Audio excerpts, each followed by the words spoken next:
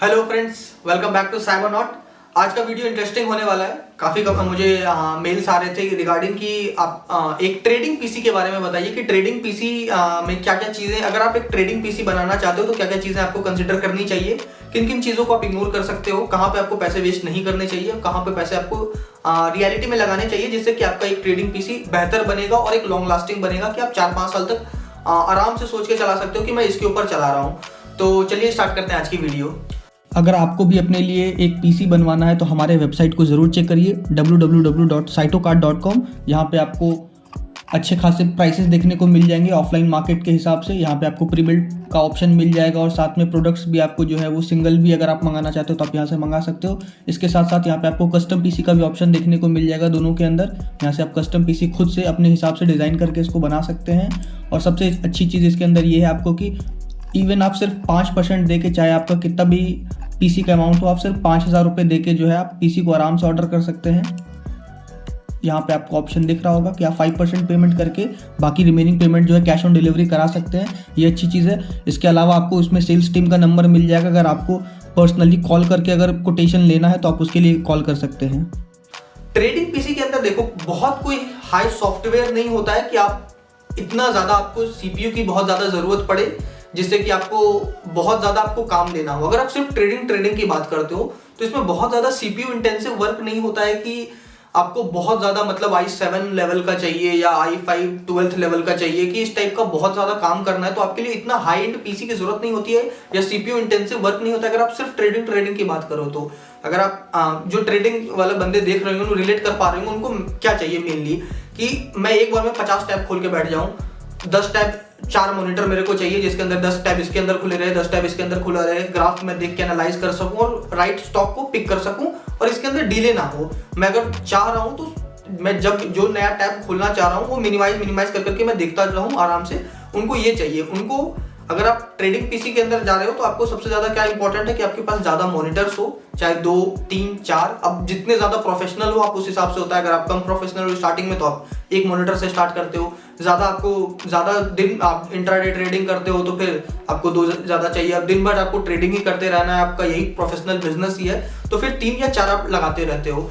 Mainly उसके अंदर होता क्या, आपको ज्यादा डिस्प्ले चाहिए, सिंपली बस ये होता है। बहुत ज्यादा सीपीयू इंटेंसिव वर्क नहीं होता है। आप एक नॉर्मल सीपीयू से भी ये काम कर सकते हो। तो इसके लिए कोई हैवी बजट नहीं चाहिए होता कि आपको 1 लाख रुपए लगाने पड़ेंगे सिर्फ एक मतलब सीपीयू के ऊपर। आप जो है कम से कम पैसे सीपीयू के ऊपर खर्च करके ज्यादा से ज्यादा पैसे आप जो है डिस्प्ले के और खर्च करें तो वो ज्यादा बेहतर होता है।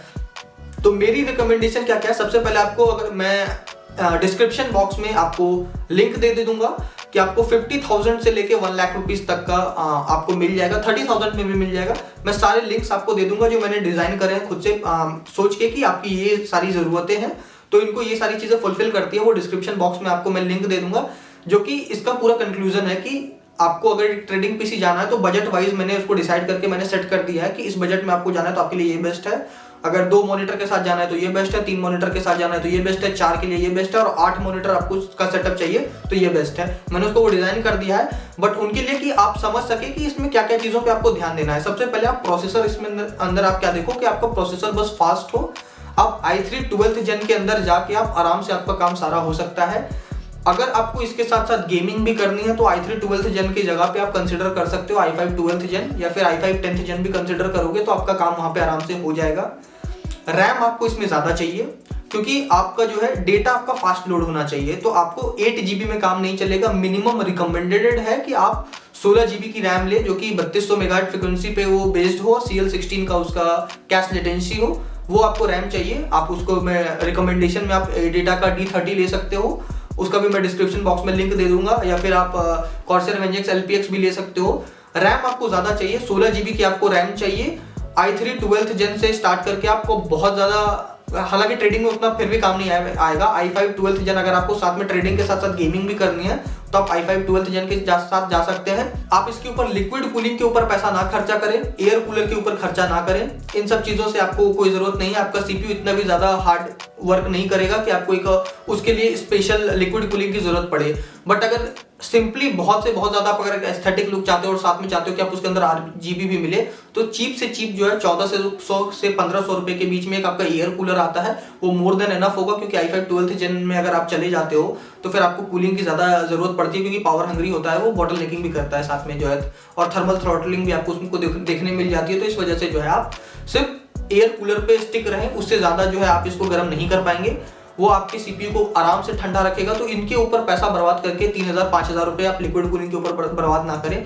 वो पैसा बचा के आप अच्छी फ्रीक्वेंसी की रैम ले लें, जो कि मैंने आपको रिकमेंड करी है। SSD आपको इसके अंदर चाहिए होगी, आप जो है NVMe SSD को ही प्रेफर करें, क्योंकि आपका जो है थोड़ा सिस्टम जो बूट टाइम होता है वो काफी ज्यादा फास्ट हो जाएगा। और अगर आपको एक मैं रिकमेंड करूंगा कि 250 GB की आप SSD NVMe को प्रेफर करें, और इसके साथ साथ जो है आप एक TB का हार्ड ड्राइव ले लें। अगर आपको स्टोरेज करके रखनी है, डेटा को स्टोर करके रखना है, प्रीवियस परचेजेस या जो भी चीजें होंगी उसके लिए, हालांकि डेटा उतना ज्यादा आपका लगेगा नहीं, बट एक 250 GB की NVMe जिसके ऊपर आपका ऑपरेटिंग सिस्टम काम करेगा वो आप रखें। और साथ में आप एक हार्ड ड्राइव रख लें जिसमें कि आपका स्टोरेज का जो भी काम होगा या फिर आपको जो भी फाइल स्टोर करनी है वो आप उसके लिए उसको हार्ड ड्राइव को यूज करें। ये हो गया। इसके बाद सबसे मेन जो इंपॉर्टेंट है कि ग्राफिक्स कार्ड, आपको कौन सा ग्राफिक्स कार्ड लगाना चाहिए जिससे कि आप 2, 3, 4 मॉनिटर आप चला सके। मेन तो ये चीज होती है कि आपको मॉनिटर से ज्यादा चाहिए इसके लिए। तो इसके लिए मैं आपको 3-4 चीजें रिकमेंड करूंगा। देखिए, अगर आप GT सीरीज में भी जाओगे तो आपको GT 730, 710 मिल जाएंगे, जिसके के अंदर 3 से 4 आपको पोर्ट देखने को मिल जाते हैं। बट वो जो है इसके लिए केपेबल, मतलब कि इसके लिए ही नहीं बने हुए हैं। उनका बेसिक काम जो है वो गेमिंग की तरफ होता है, मतलब कि वो जो स्टार्टिंग से डिजाइन किए गए थे कि वो इनका ये काम है।